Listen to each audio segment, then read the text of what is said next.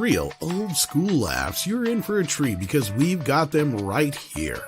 Flip City Magazine. Remember Mad Magazine? Then it went woke? Wow, don't worry. Flip City has no chance of going woke.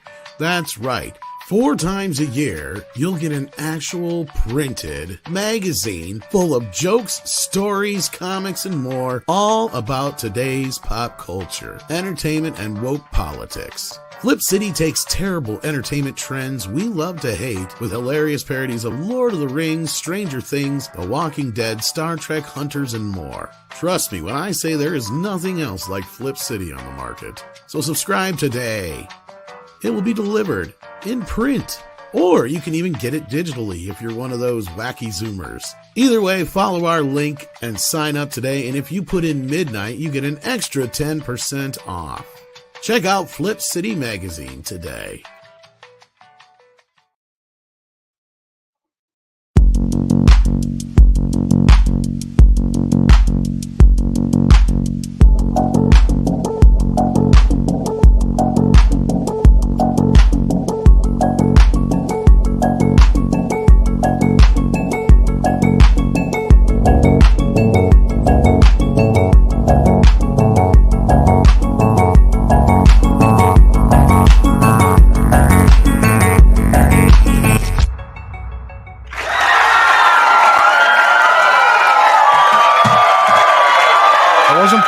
Popcorn bucket, I swear. Greetings, everybody, and welcome to the program. Hey. How you doing? I have the bucket. I didn't get a bucket. Was I supposed to buy one, or did they give them out? It was at AMC's. I was at that too, but nobody gave me one. Hello. Well, they're expensive. Oh, they're like you $5. Oh, yeah. Oh, look. There's like instructions in here too. Look at that. I don't know what for. I got a poster. Cleaning instructions. Wash with soap and vinegar. Does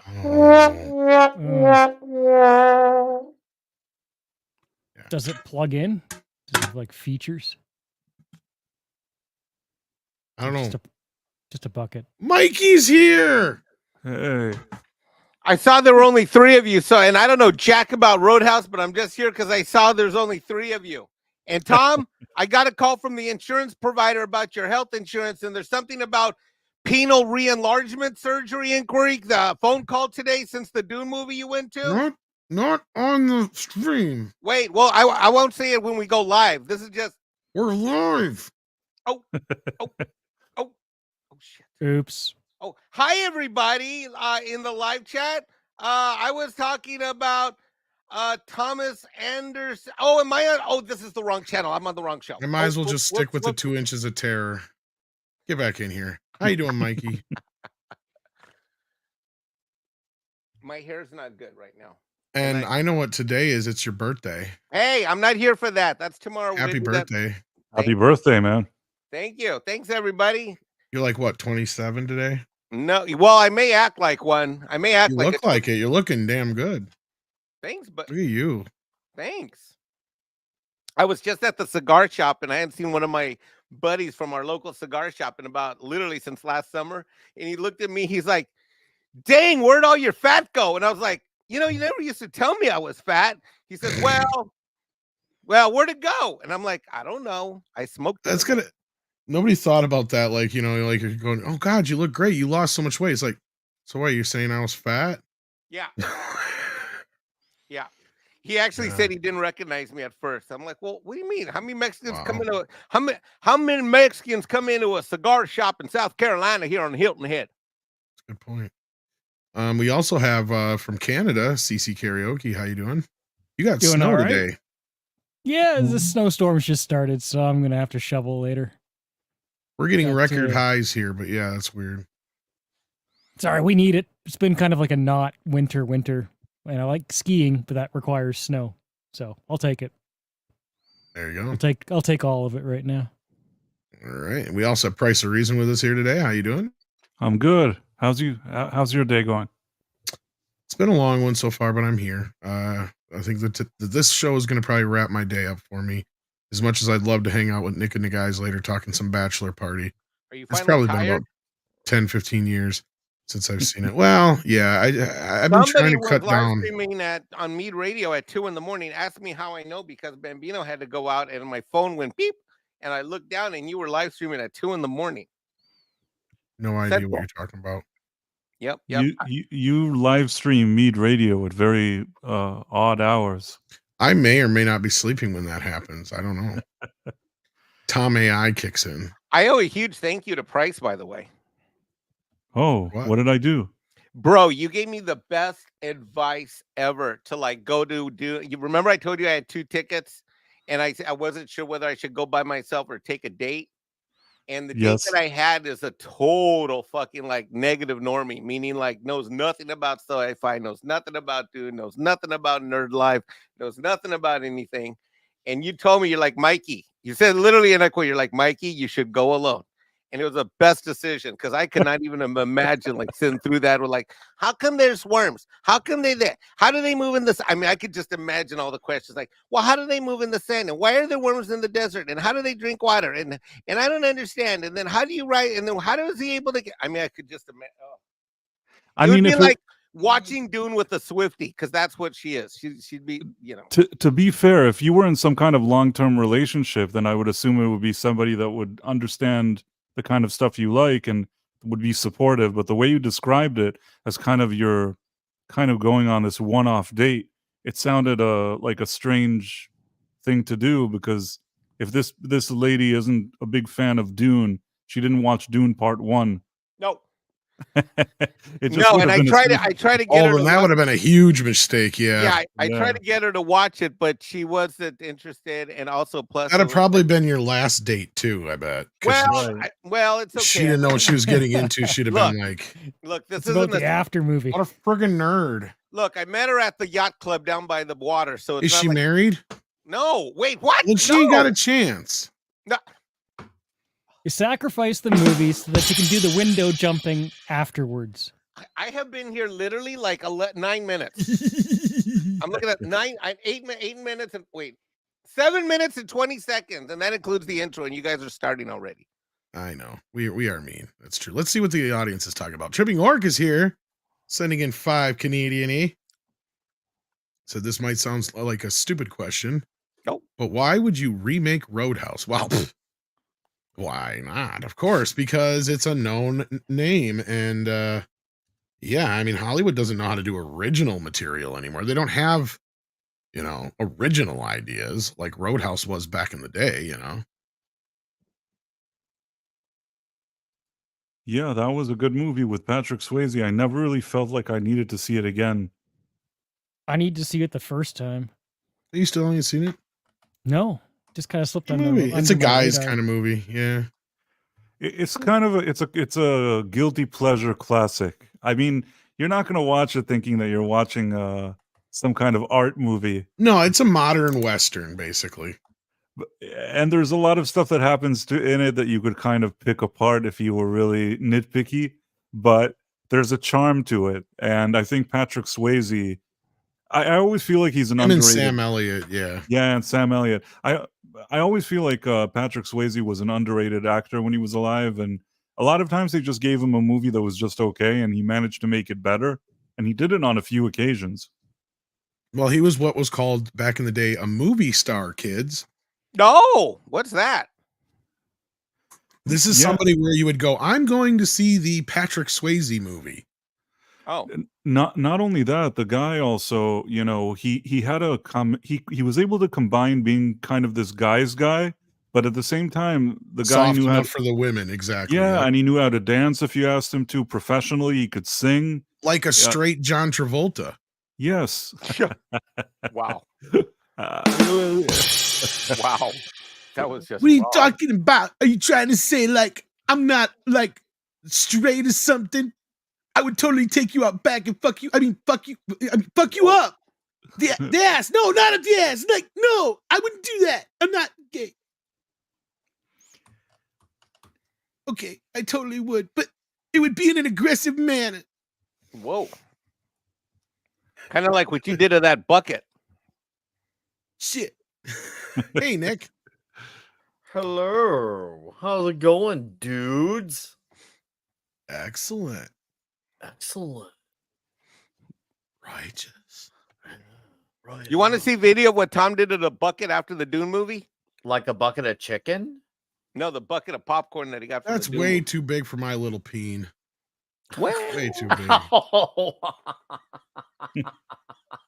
Just huge. This is a lady Yeah, who's been. all right, well, show This me is what, a lady show me who's what, dying to settle down. Okay. I think you got it backwards. You got to turn it around so the small holes in the front.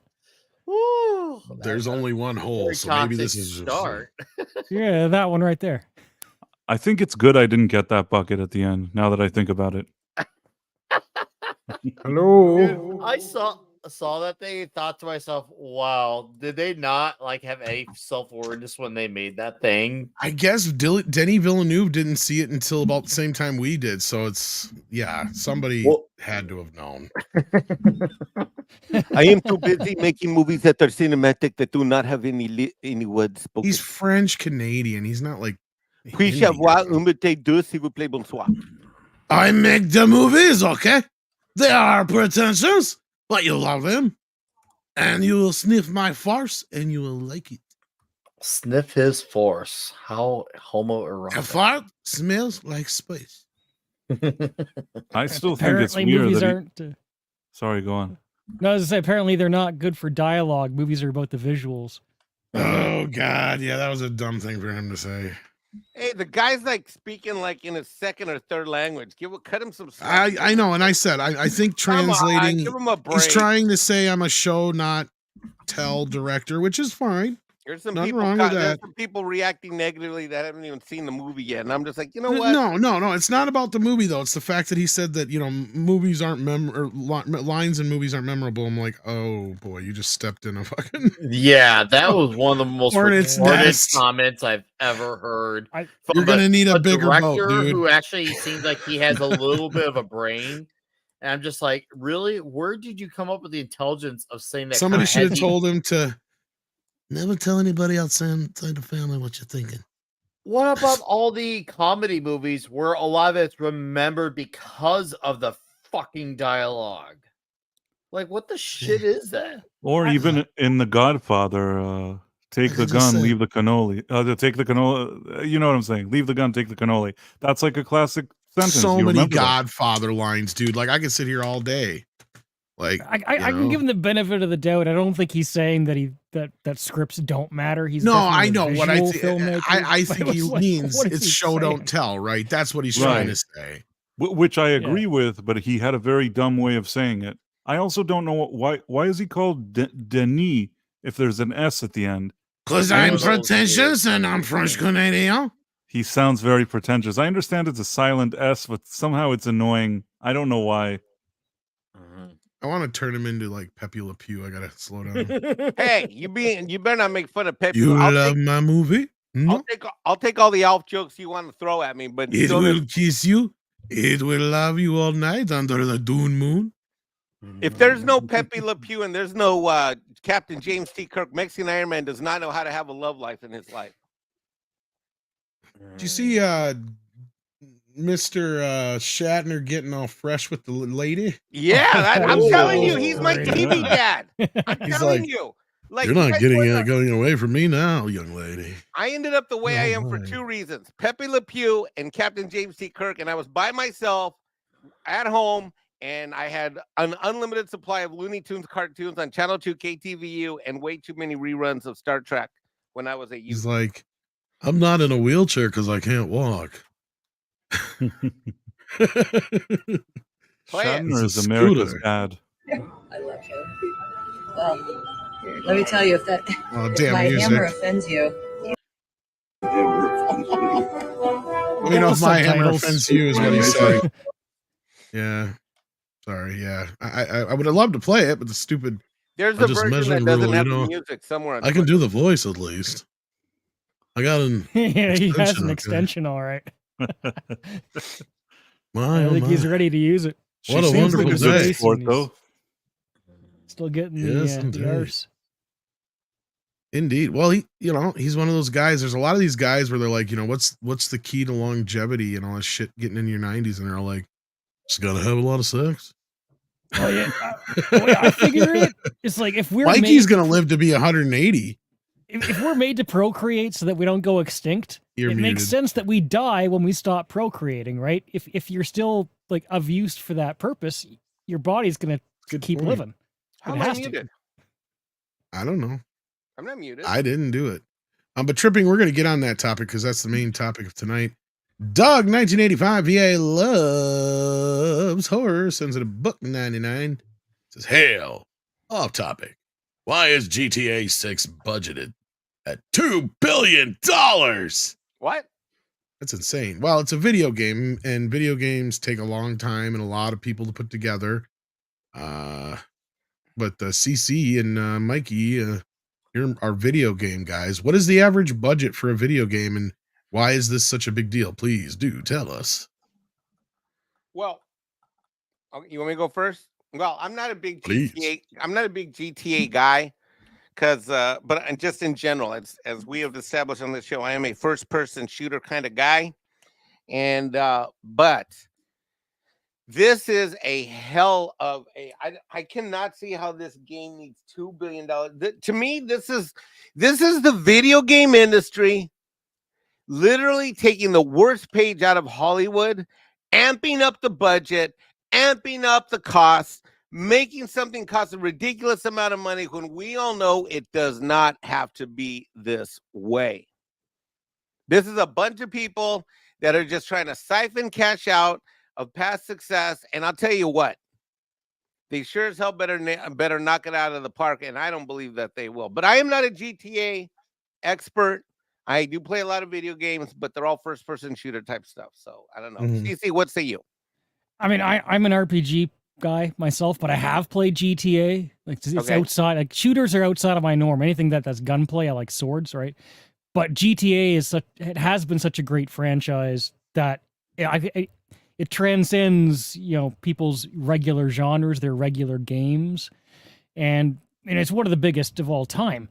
So I mean, I can see how there's no way it should cost there's just no way it should cost $2 billion under any circumstances. People are lining their pockets at that kind of range, right? Oh, okay. But yeah, DCB Titan says, sends in another Canadian too and says it's $2 billion because it's GTA 6 and GTA Online Part 2. Oh yeah. Well, and I looked it up. The average cost per game is like between $100 and $200 million. It looks like. So this is insane. It's still insane. Yeah, it's still insane. The soundtrack better rock.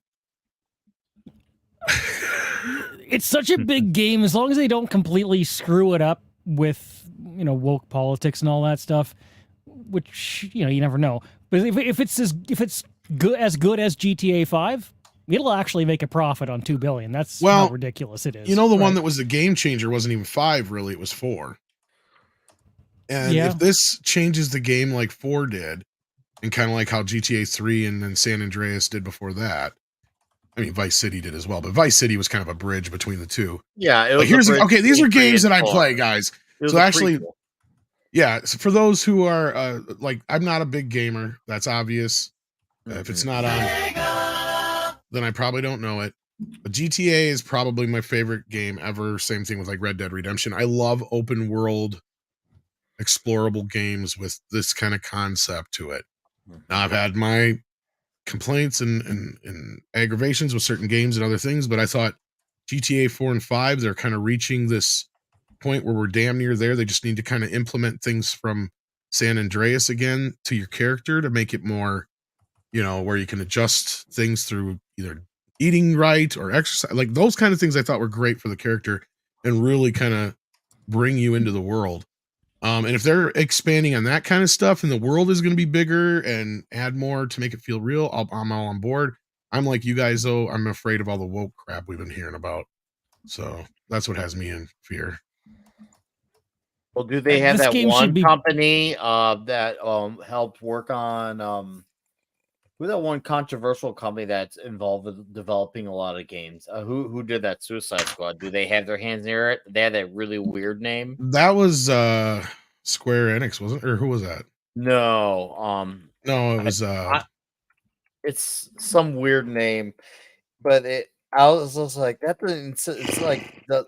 Thank you, Sweet Baby something. Lance. Well, Sweet Baby Inc. is not actually a game company. They're like a consultant, right? CC. So Sweet Baby Inc. Okay. Yeah, and they apparently they did have a minor impact on Final Fantasy, and of course we saw that they had to cover up Tifa's breasts. So somebody's talking behind the scenes there and applying pressure.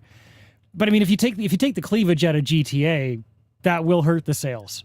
I mean, it hurts the sales, period. But in GTA, it'll really hurt the sales. And you have to have maximum cleavage there. You got beach scenes, which is not just that. Miami, Look, right? It's like this is stupid parents' bikinis. fault, right? Exactly. This is stupid parents' fault. There was a regression in GTA because parents freaked the fuck out over certain things, and there's like, don't let your goddamn kid play Grand Theft Auto. Like, what the fuck is wrong with you? Yeah. Like, if you're gonna let your kid play it, then you don't have a right to complain about shit like hot coffee and the strip clubs and shit, right? And the hookers. That does not give you no. There's a rating there for a reason. These games are advertised in a way that we're obviously adults. There's no kids in this world for a reason, right? Like, sorry. This is just, to me, it look, GTA is one of those things for me. It's kind of a personal thing because when you're having a bad day, I don't think anything is more therapeutic than just throwing in some GTA and blowing some shit up. Yeah. Oh, right. Like, it's a great franchise. Well, not just that. It's one of those things where I like it to where it's just like, I don't have to think too much. I can just go in, have fun, being destructive and taking my aggressive whatever out that I'm having that day go on in a game and not, in other ways and stuff like that. Obviously, I'm not saying like I have a penchant to be all like go out and blow something up or anything like that. I'm just saying like, you know what I mean? It's like you get to just do it, take out your aggression in a game for about an hour, and then you're done. And I'm done for a while, and then I don't need to play it again for a while. But once this game comes out, I'm looking forward to it because when these franchises do come out with a new one, I like to play the game for the story too. But then afterwards, I love that it's an open world game and I can do other things. And I liked some aspects of GTA Online, and if they can improve that, great. But for $2 billion, this motherfucker better jiggle my nuts or something. Yeah, really. Well, that's what you have the popcorn bucket for. That's what How many units do they have to sell in order to break even here? That's a great question. 4,072,000,000 probably. Let's do the math. Well, $2 billion in cost divided by what? Maybe $85 a head with DLC action. How many is that, Tom? I don't even know. Then you got to have the in-game purchases. Yeah. So let's round up to $200. Let's round up to $200 per person. That's low, but let's go $200. $2 billion divided by 200 million. Oh God, I don't want to do math tonight. Just take a couple of zeros off of the billion. Yeah, and I think you get like 20 million players or something. Yeah, a fuck ton. Actually, that would be $100 a head, wouldn't it? Yeah, 10 million players. Like the game will make a profit. The game will make a profit even if it's not great. But if like it's an offensive game and it has to be offensive, right? So if they neuter that down, the game will still make a profit, but it'll really hurt the brand in the long term if it doesn't have that. If it doesn't have the cleavage and the bikinis and just off-color remarks and everything that makes it what it is. It's especially, like some games, you're not going to notice it as much because they're just a little softer to begin with. That's not that they're bad, but GTA is the complete opposite of family friendly. They should have a GTA Mexican Iron Man edition. We could mod you into the game probably, eh? Yeah, let's mod me. I don't know what that means. Put your likeness into the game with a PC mod, and then everyone can run around as you, jumping out of windows and banging hose. Yeah. Hey, whoa, what? No. Damn you people. Did he mean ho-hos or did he mean oh? No, not ho-ho. You don't even eat that stuff anymore, Tom. Oh. We discussed this. DCB Titan sends in a Canadian 5, says, Mikey, looking very young and spry, perfect for window diving when the need arises. Happy birthday. Thank you, DC. We will be having re-education workshops for everybody that thinks I'm a YouTuber and jumps out of windows. We will be sending you to the Midnight Edge After Dark re-education camps that will be starting this weekend online. Thank you. Jesus, how wide is that screen behind you? I mean, mine's pretty wide, but that looks wider than mine. 48 inches. Maybe that is about the same as mine. I don't know. No, mine is like 30 something, but it's like that's 48-inch curved. That's my gaming monitor behind me right there. It's the equivalent of 227 inches together horizontally. I don't know. Mine doesn't seem that wide though. Maybe it's just the angle. Connected to my DJ system right there. It's connected to my custom gaming rig. It's connected to my VR system, and you can't see it, but behind me is an Xbox Series X. I moved the PlayStation 5 downstairs, which is now connected to an 82-inch TV. The hip bone's connected to the leg bone. Why am I Stop making me so big on the because you're so sexy. You're the sexiest guy here. We got DC Titan who said that already. We got that. Thank you, DC. Shoom has been here for 31 months. Says new girlfriend. Then you're gonna love my birthday present. I got you, Mike. Oh, I thank you. Wait, who said that? Shoom. Uh-oh. Well, girlfriend's a strong word. Let's just call her cocktail bartender / cocktail waitress that I met. She listening? If she's listening, you're gonna be like, I'm thinking I'm gonna marry this girl and all that shit. You better be saying, bro. We're not talking about like I don't. Honestly, bro, she does not watch. It doesn't matter on YouTube. You better hope not. You're gonna find out later that she does, bro. Yeah, no, this is. She's gonna be like, Michael, we need to talk. Look, the reality is that Mexican Iron Man cannot be long term with anything. I have learned that I cannot. And Price helped me see this weekend at Dune. If I'm going to be happy, I got to settle down with the nerd girl. I really do. Like, there's no way around it. I have to be with the girl who likes movies and is a nerd at some level. There's no way I can be with anything else. To be fair, though, I was just trying to address a very specific problem. You wanting to go to a movie with somebody that seemed like a first date who didn't watch Dune 1, doesn't like science fiction, and doesn't want to be there. It just didn't sound like a good plan. But it's not that there aren't ladies. There are ladies out there that would be a good fit, you know? This wasn't a first date, if you know what I mean. A better fit than this, at least. All right, Jesus Christ. Even if it wasn't a first date, given the background that you gave me, it sounded like she wasn't a good fit for that event.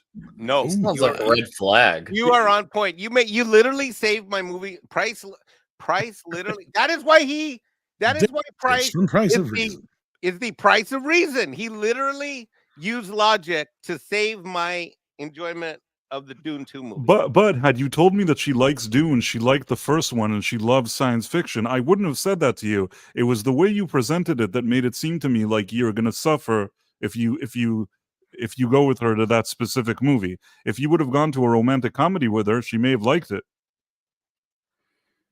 Maybe you would have suffered, but that's a different story. Yeah. Subscribe now to Price of Reason's new dating channel on YouTube. That's right. I don't even have a gaming channel. And Morgan King has been here for 30 months. He's a member. Thank you so much for that, Morgan.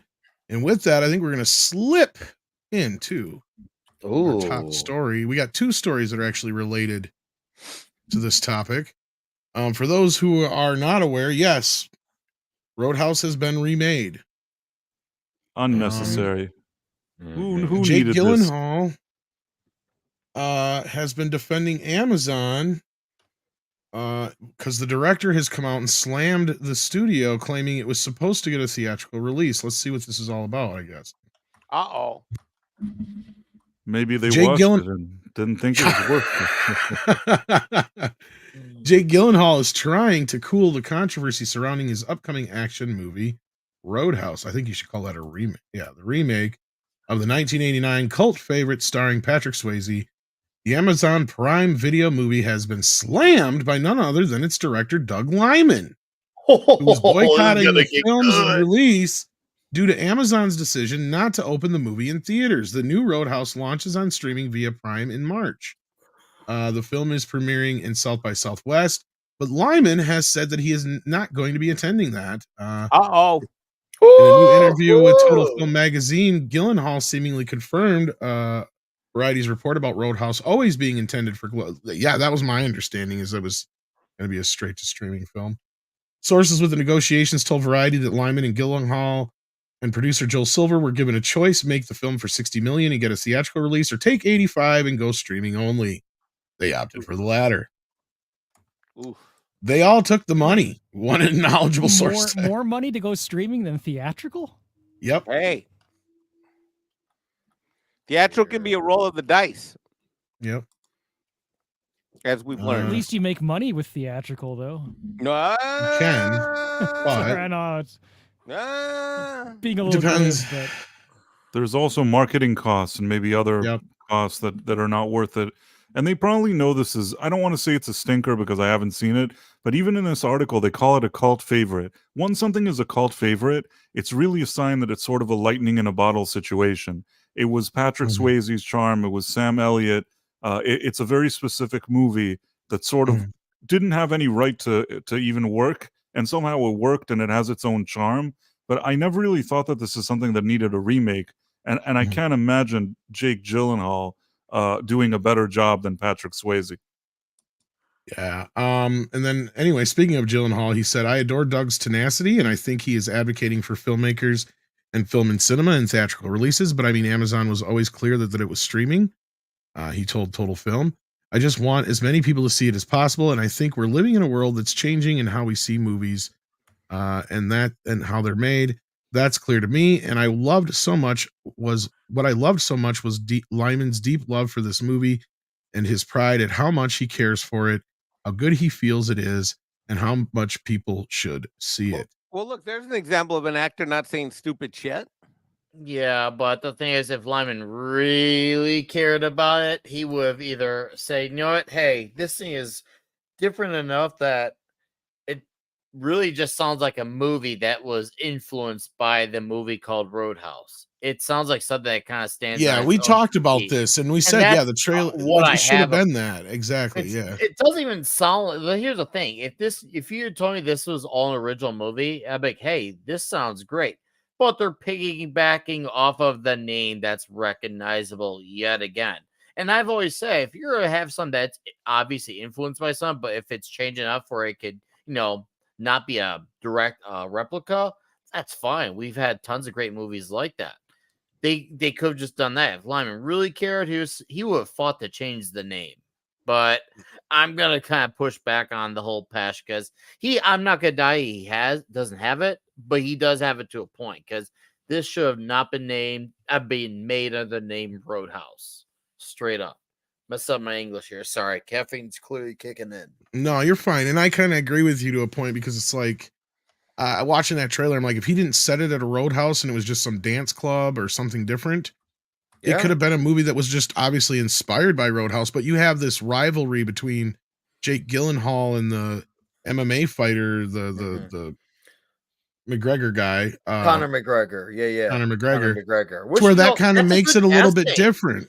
Yeah, I mean, it makes it a little bit different to where if you just called, like you said, called it something different, set it somewhere else with a similar kind of tone and vibe, sure, no problem. Because I kind of like what they did with it, but it's like, yeah, but we already have one. Yeah, it's sad because on its own, like in isolation, there is potential in this. That's the sad part about this. There is a lot of potential. Jake Gyllenhaal, I wouldn't say he's obviously not a rock star name, but he does have respectability. He does have credit to his resume. And obviously people know Conor McGregor. And I feel like if you say, hey, these two are going to be a movie on fighting, I feel like it would still maybe bring in 30, 40 million opening weekend. I feel like they could still pull out the number. I mean, I can't remember what Nightcrawler did at the box office, but I do know people liked Nightcrawler. I thought Nightcrawler was outstanding. They could at least had an audience at the very minimum, especially if they say, hey, we're appealing to men. Dudes, you want to see this movie. They could have gotten the men to come on. Men are looking for a good movie based on dudes beating the shit out of each other. Easy demographic to target nowadays. Easy demographic because dudes are starving for good, solid entertainment worth a shitload of fighting. I have a rebuttal.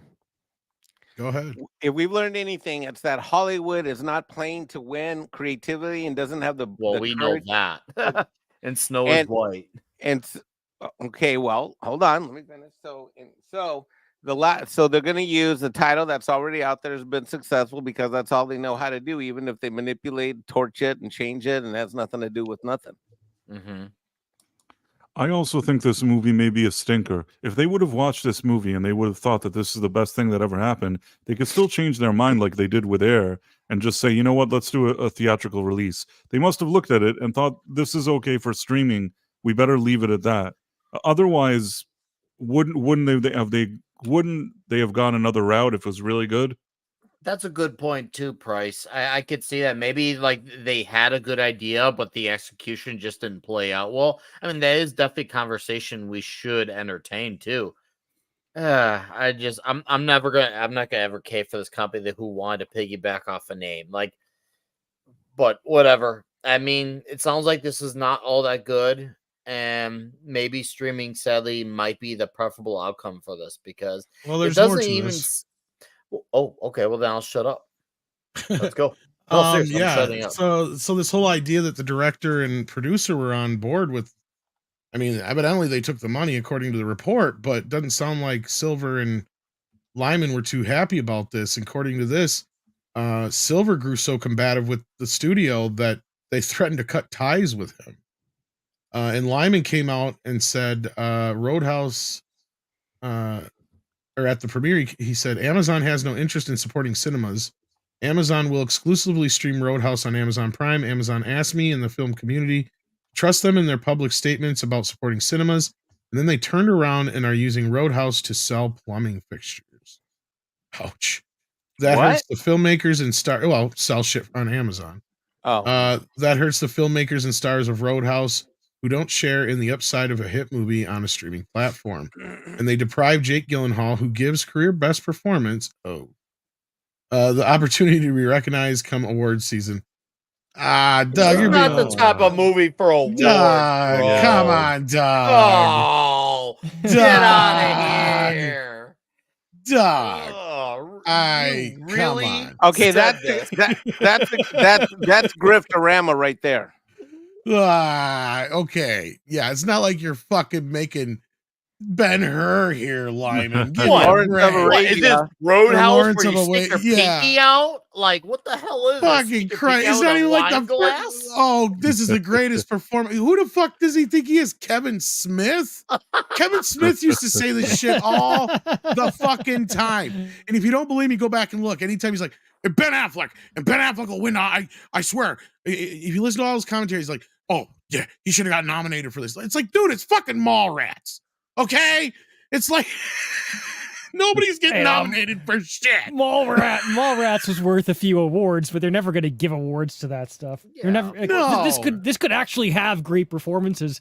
The Oscars will ignore it because they don't.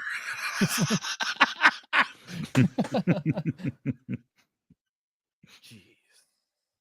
Sorry, CC, you're saying. No, I just.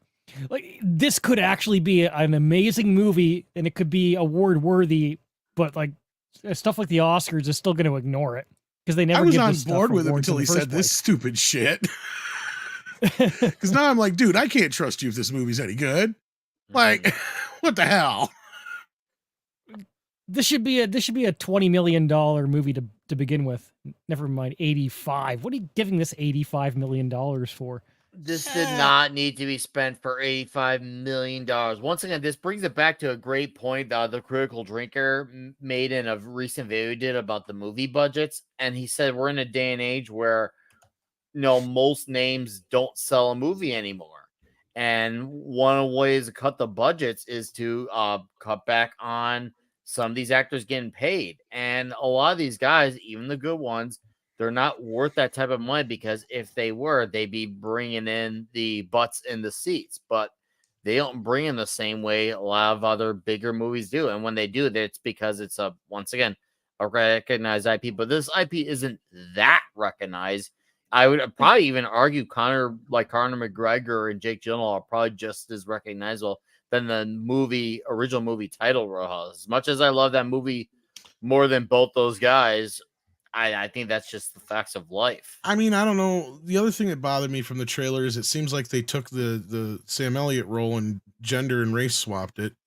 And I don't even know who this McGregor guy is from fucking A Hole in the Ground. He's a pretty big name in UFC. I don't know UFC, MMA shit. And that's what this movie is all about. Is he able to act produced by them? Well, I don't think they're expecting them to be an actor. Piggybacking off of he could do. This is Oscar level shit, according to Doug. Right, right. If he's claiming this needs to win Oscars, then Conor McGregor better be a great actor. And I know he's a good fighter, but I don't know if he's a good actor. He's more than likely not. I bet you guys coming through the WWE are better actors because at least they're trained in the shit. But the trouble for this movie doesn't stop there. Now it looks like they're being sued. Because they used AI to replicate actors' voices during the strike. This comes to us from the LA Times. Tensions over the over the upcoming Roadhouse movie remake starring Jake Gyllenhaal are flaring again, with the original film's screenwriter taking a legal swing at Amazon Studios. So the trouble doesn't stop there, kids. On Tuesday, that's today, R. Lance Hill, who wrote the screenplay for the '89 cult movie, sued MGM Studios and its parent Amazon, claiming copyright infringement and seeking declaratory relief.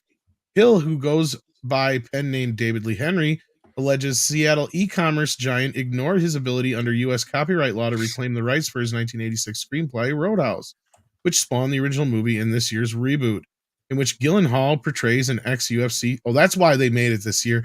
They had to get it in the 35-year window. That's why.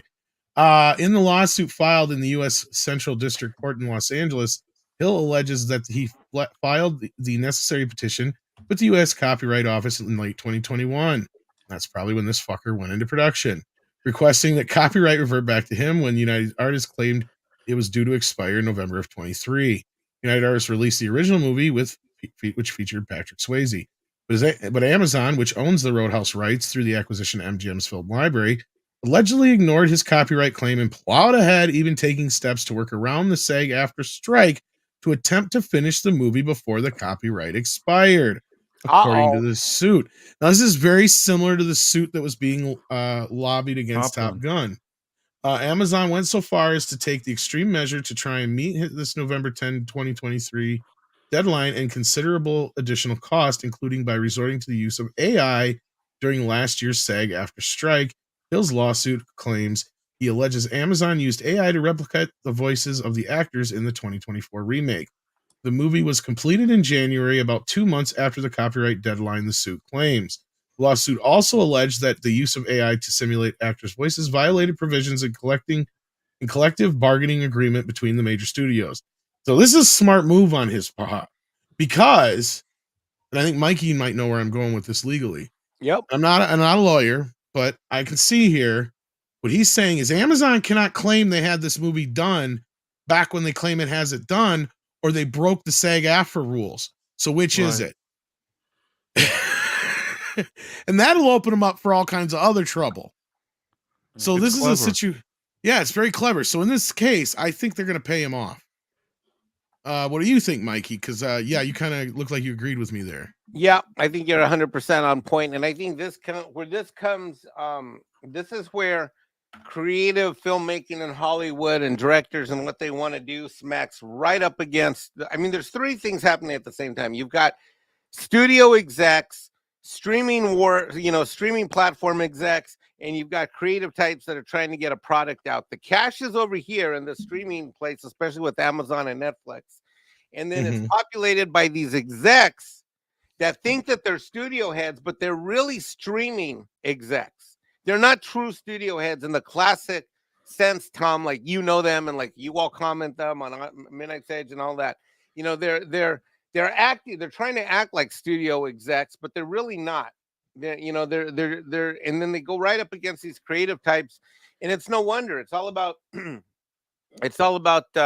cash, egos, and I mean, look, if it was up to me and Amazon wants to pay me for doing something, I know I'm going to put money in the bank. I don't give a rat's ass what awards I win or how, the mental masturbation value of me going up to the cinema and seeing my movie on a poster. F that. I'll cash that check and walk along.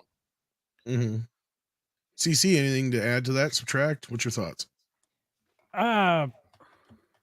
So I mean, especially somebody who knows of AI and what it can do. I don't know. The first thing that just crossed my mind is if the AI voice was 20% different, would he have a case? Like, what's how is? I think the fact that they're using, if they actually legitimately did use the AI, I think that's just the fact that it's a violation of the SAG-AFTRA rules puts them in a whole nother position of trouble, basically. But yeah, I have just AI of any kind of sound at all, yes. whether it's his voice or not. Right. I have a different question though. If they brought people that were non-union that maybe sound similar to the actors, and it's not an AI, and they recorded voiceovers, just doing some looping, some kind of ADR, whatever it is, would that be considered a breach if they were non-union people doing the voices? That's a good question. I wish Script Doctor was here because he would know the rules on that. As far as I know, I don't know. And again, I don't know all the rules, but as far as I know, if it is a production that is under the rules of any kind of like if it's made in the union, then they have to follow all the union rules. They wouldn't be able to do something like that, is my understanding. But so a final question: if the agreement between the strikers and the strikees or whatever it is, they haven't they didn't reach an agreement at that point, and they used the AI before anybody signed any kind of agreement, would they be in breach of an agreement if one hadn't been signed yet? By using AI. I mean, that's what if I had used this AI, is where I really wish Script was here for a question like this, because he would probably know the rules on that. Of course he'd know, but we don't. I tend to think that I could be wrong, but I feel like Amazon probably, if they did something like this, they must have consulted with a lawyer in advance, unless they just really didn't care and just said like, F it, we'll just pay somebody off if we need to later. But if there wasn't an agreement signed yet that says that they're not allowed to use AI, if I were them, I would just use it, because I would say there's no agreement. I didn't sign anything. Moving forward, now I signed it. Now, after I've signed it, I won't use it anymore. Yeah, it all depends on what was probably stated already before that. Probably nothing. That's why the actors, and this was my understanding of the way things were going down before, was like the actors' likenesses were already pretty well protected. But the way that Script made it sound, the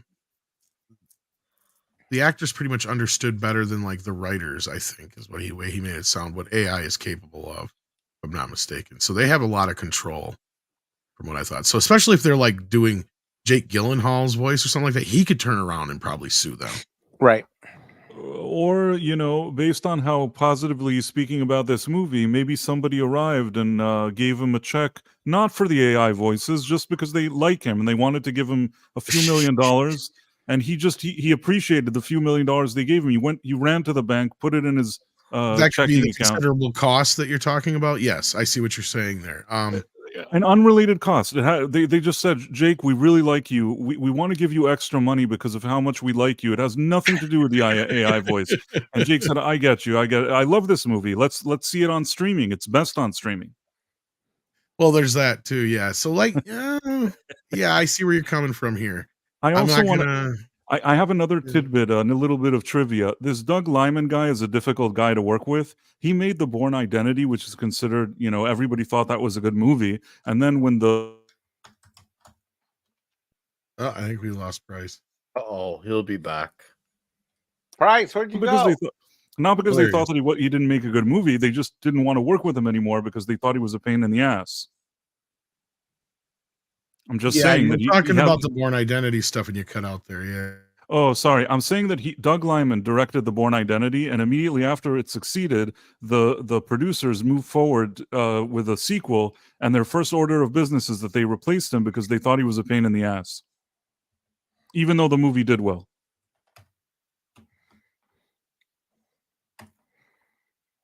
Did I get cut out again? No, I got you. We got you. So I'm saying the guy's a troublemaker to begin with, this Doug Liman guy, and he's not a team player. Yeah, I've heard the same kind of thing. Yeah. Oh, you've heard that before, Tom? And final well, thing. that's why they booted him from the second, third Bourne movie, but he came back for the fourth one. Yeah.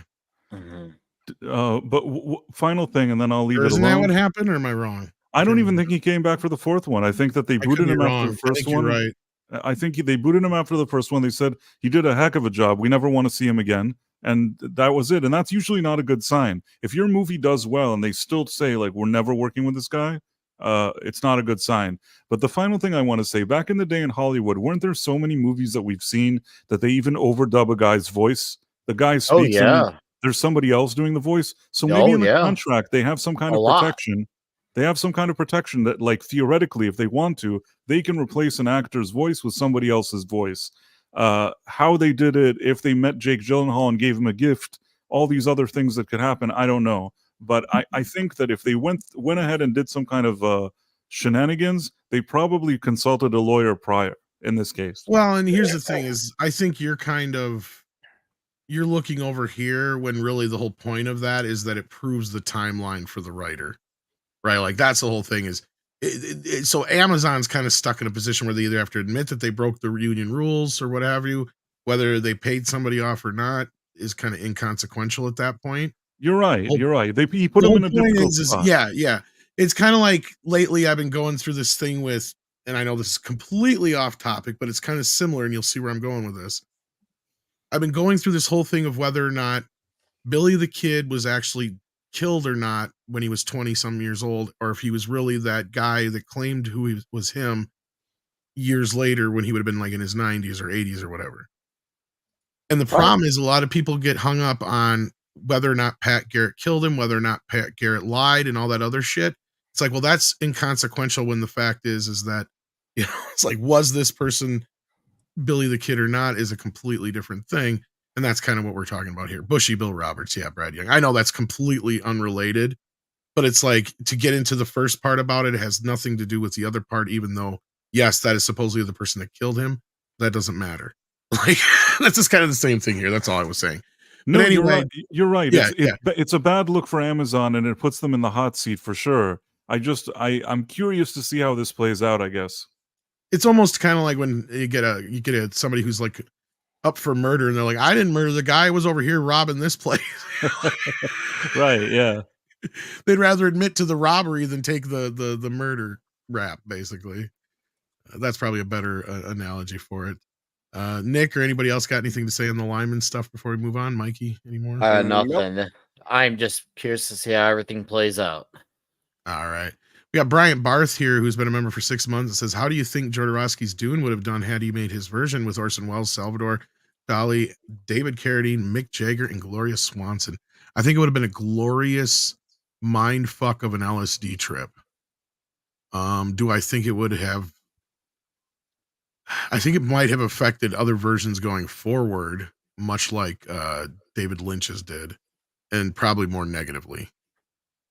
We'd probably be at a point now where Denny might not even have been able to make his version if that version had to come out and bombed, or it could have been a glorious, wonderful movie. But from what we know of it, I think it was going to be a glorious disaster more than anything. So it's probably a good thing it never happened. I think the documentary we got from that movie was probably infinitely more better than the movie ever could have been. Well, I'm the only one here who probably knows anything about this, so yeah. Oh, yeah, I got nothing here. Okay. I'm absolutely useless here. Oh, I wouldn't say that completely. Because I know you've seen at least. I know, I'm just picking on you. I know there's some John Wick fans here, and some people like our buddy Culture Casino would have you believe that these delays and reshoots are not a big deal. But I said this last week. I'm like, you don't delay a movie for a whole year just for a few little reshoots. This reminds me of the whole Captain America thing when I made the joke of, oh yeah, they're only shooting 3 sequences, act 1, 2, and 3. Mm-hmm. And I think that's kind of the same thing here. I don't know what was wrong with this movie, but Bounding Into Comics has a new story coming out here from a buddy of ours, Jacob Smith. It says female-led John Wick spinoff Ballerina with Ana de Armas delayed 1 year for massive reshoots.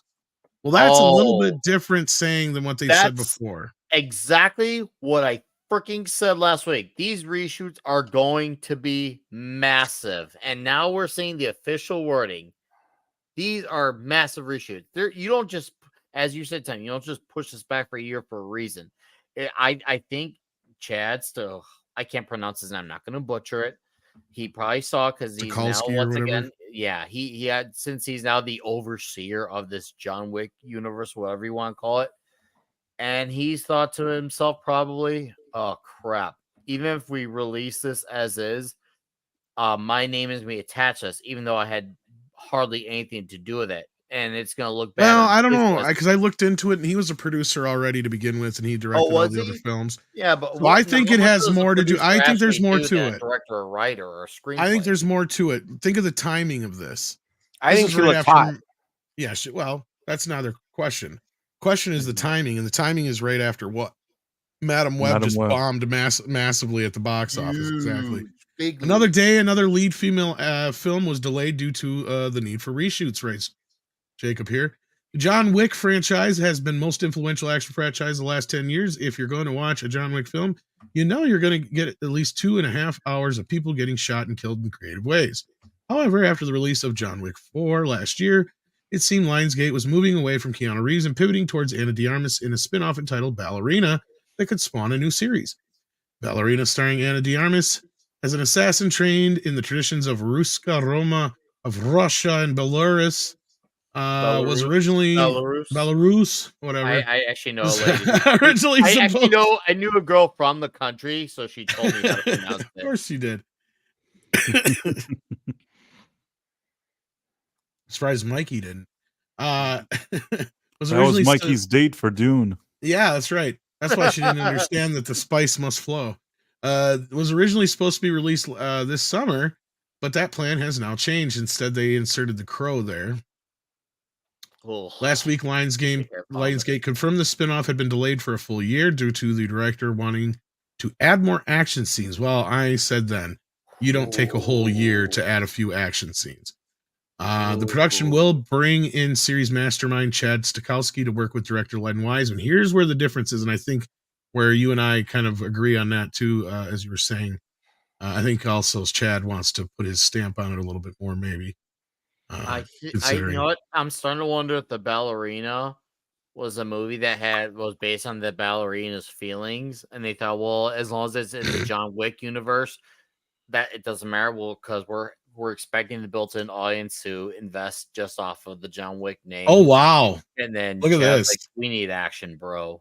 Ian McShane said, "Yep. The reshoots are being done to protect the franchise," and he may have said cocksucker after that. We don't know yet. I swear, that's the key I did line not for read me. This article in advance. This was done to save this movie. This is where it's at, right here. He said, the new shooting for Ballerina, which is the spinoff to Ana de Armas of the John Wick franchise. You know, it's like they've got to protect the franchise, cocksucker. But it also gives me some hope. Like maybe the people who've come in to do these reshoots are Budapest. Anyway, sorry. You were saying? No, I was just saying it gives me some hope too. Like maybe the people that have come in to do these extensive reshoots are actually going to do a good job. And if you're reshooting most of the movie and you do a good job, you might end up with something, pretty okay. Well, it looks like they didn't line right above this clip before we look at the clip. God, can you go up a little bit more, Tom, please? Right. It's not reshoots, it's new shoots. New shoots. Ooh. Shane said the new shooting for Ballerina, which is a spinoff. It's like, okay, yeah, we read that whole thing. But he also said you wrote a new script, so it's new shoots. Right? Yeah. And that's what it says here. New movie. It also brings up they didn't consult them on the Continental. So yeah, I think we're on the right direction here. Oh, I can't believe I'm saying this, but I now actually think that this might be a passable movie because of what they're doing. It might be keyword passable. My guess is, and I could be wrong on this, I feel like Ana de Armas maybe wasn't the action star they thought that she would be. And maybe he looked at it and he just thought to himself that this is going to be like what Tom was saying, another Madam Web, another one of those Marvel's things that they're appealing to the wrong audience, trying to do something that doesn't work. Maybe he thinks he'll step in and he'll make the action sequences look cooler. So even if she's not the greatest action star, maybe he can somehow compensate for that. But I believe that if this was a kick-ass movie where she kicks ass and everybody is impressed with the action, I don't think he'd be saying that they need to reshoot an entire movie. Look, as far as believability, if she's got guns and she's well trained, I can believe that she'll kick ass to a certain degree. I just don't want her to take on 20 muscle-bound guys. I bet you that's what it was. With her physical prowess, right? I bet you that's what the movie was. There were people 5 times her size, and she was throwing them across the room and like kicking them, and they're like flying in the air. And he probably saw that, and he's like, "Oh no." On the other hand, if she's really good with a gun or a sword and stuff like that, and, that's cool. She's good at, she's flexible, stuff like this, stuff that makes more sense. You can get a lot of great choreography that would work. Sure. You know what that's called, guys? It's called when you have a female character who's going up against built dudes, giant dudes. You have the girl be creative to how she can take down these guys. Sometimes it could be adapting to the environment around her, whether it's like using her surroundings, knowing the weapons. It's about how to outsmart the guys rather than out topple them. If you do that, you can make it believable in that way where you had the character be smart, because it's not like it hasn't been done, but these are clearly right. A lot of the writers who do it, they just expect you to buy it. And I'm all about having movies being crazy and at times unrealistic, but my suspension of disbelief has definitely been tested with all these teeny tiny little boppers who are the size of a 5th grader taking down the giant security guards. This just doesn't add up. They want us to play this clip in the chat, so let's do it. If I can get it to play here. Here we go. Dix, let's try it again. And then we go on to Budapest. It's not reshoots, it's new shoots. The new shooting for Ballerina, which is the spin-off with Ana de Armas of the John Wick franchise. It's like they've got to protect the franchise. And obviously, I did it, when was it? We did it about a year ago. We did the movie Ballerina. And they've looked at it, and Chad's come in, the guy who's directed all the John Wick movies, and they want to make it better because they have to protect, because Keanu's in it as well. And it takes place between John Wick 3 and John Wick 4. Oh, okay. So it's I didn't know he was in it. I just finished watching the Continental, the prequel to. No, have I said the wrong thing? Why would I say no? Not wrong. No, they never asked anybody about it. They just went with it. They just went and did it. And did they? Yeah, I said, I just went and did it with somebody asked Keanu and me about it. We both went, I don't know. Nobody ever asked us about it. Thanks for bringing that up, Ant. That's I know what Sam's going, I'm so sorry. I'm so sorry. We'll put end to it. They just did a sexy quite liked it. They just did a Sexy Beast one as well. Sexy Beast Did they ask you about that? No. See how he just reaches out and grabs the dude's arm right away? He's like, no, that's not John Wick. That look right there, yeah. Like, no, we don't talk about that. But that is a good. It means that they really care about it, right? So he's making a very. Yeah, it is a good sign. I guess I'll say that. Yeah. That's why I'm slightly hopeful. The fact that they're actually basically, it sounds like they're doing an almost new movie, and especially if it's an action movie that doesn't have like a shit ton of like massive budget stuff. This can be done. It's not like this can't be. So there have been bigger movies that have been made under the same amount of time. In this case, they have more than a year.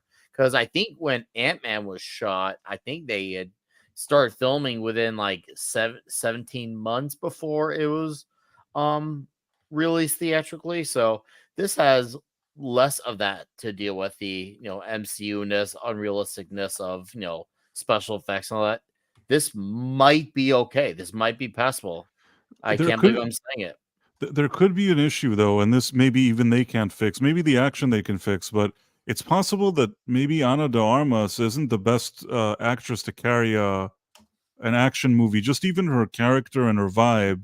Mm-hmm. I mean, she's not awful. I think that if she's in a movie and there's maybe as a supporting character or co-star at best, but if this thing really, she has to carry this movie.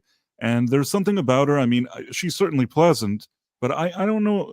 I never look at her and think that I somehow can't imagine her carrying an action movie like this by herself. Even just the charisma and the sort of vibe that you bring to this type of role. I could be wrong. Maybe I'm wrong. And if it ends up being a great movie, I'll say so. But that's what my instinct tells me.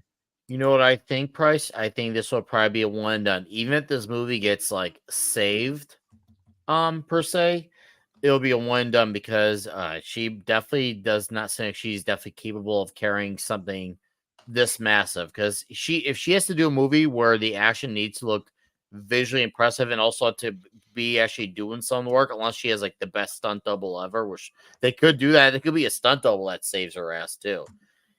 This could be a one and done movie for her. And you know what? That could be fine. If this is a one and done story set in universe and it does okay, that's well, it sounds like they want to make it a franchise and that's why they're fixing it. So I can't fault them on that one, but I don't either. I get why they want to. They want to continue the franchise, but without mooching off of Keanu Reeves, because Keanu Reeves still seems very. But he's in it. But at least he's in it, unlike Mad Max. I'm gonna go with Price the reason. They produced this thing. They look back at it. They're looking up against the tapestry of emotion. It's exactly what Price said. They see the Marvels. They see what happened there. They see this, what just happened in the cinema recently with Madam Web. And they're like, F this shit. We got to ramp this thing up to the nth degree so we don't get looking like these yo-yos behind us. Mm-hmm. Pretty much. And with that, I think we've exhausted the stories I really wanted to discuss today. Are we going to show the video of what you did to that poor bucket? You weren't supposed to talk about that. That was for your pleasure. Oh my God. That would be like our first OnlyFans video for you to show what you did with that bucket. Really do anything with it. Tom starting an OnlyFans. That would be interesting. Didn't even have popcorn in it. Well, that's the point. Yeah. But I'll bet you made sure that the butter was nice and hot and warm. Giggity. Ha ha. No. What do you think I used for lube? No. All right. Well, with that, Price, what you got going on? Well, I'm trying to work on a video. The Dune review, we talked about it on your stream, but I just haven't gotten and didn't have enough time to really wrap up that video. Maybe I'll try to put something like that on this week. Aside from that, I think on Thursday there will be some kind of Quantum Leap stream on my live channel. All right, Nick, I know you're talking bachelor party tonight. I don't know if I'm gonna be able to make it or not. Well, I'm gonna try, but yeah, you guys definitely need to go over there. That's definitely one of those toxic. That's one of the most toxic movies we'll have ever done tonight. Yeah. Toxic Tuesday. It's out of print. You can't find it because of out Disney. Of print and not on any streaming service at all. That's how toxic this movie truly is. Not a single one. So yeah, we'll be doing that. And of course, I'll have a video or two out this week as well. I'll be back here Thursday night, of course, with you and the dudes. And then Com Shop Talk right now, we'll be talking the Frank Miller Wolverine story. So for all the Wolverine fans out there. But yeah, it's been good. It's been fun. And thanks for having me, Tom and Chat. I hope to see a lot of you in an hour or so on my channel for Bachelor Party. What did they do with that donkey?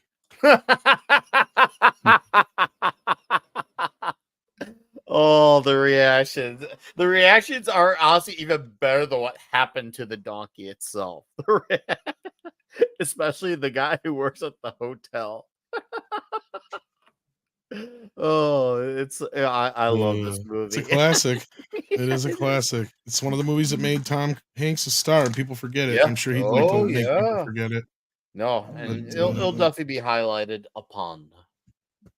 Then we got CC. What you going on? You gonna be bringing back Loki Oki this week, or what do you think?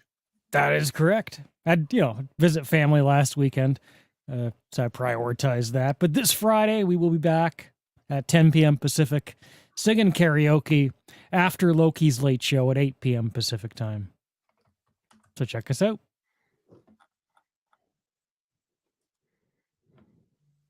We will totally butcher songs and have fun.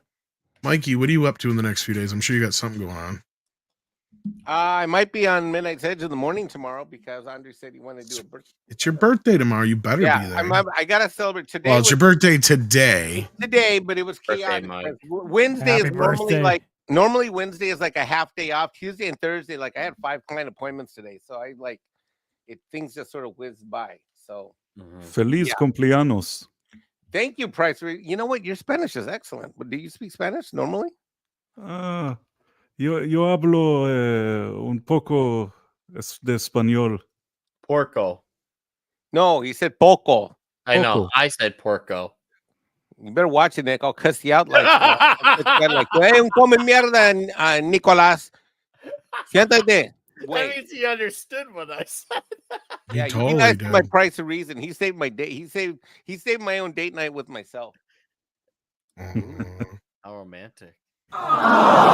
Oh, wait, what? All right, let's get out of here. We love you guys. Take care of yourselves, and we'll see you later. Don't forget, Nick's got Toxic Tuesday coming up in what, an hour? Hour and 5? Yes, sir. That's right, Sadie. I know Sadie's got to go out. All right. Take care, guys. Thank you for being here, Jay. Anytime.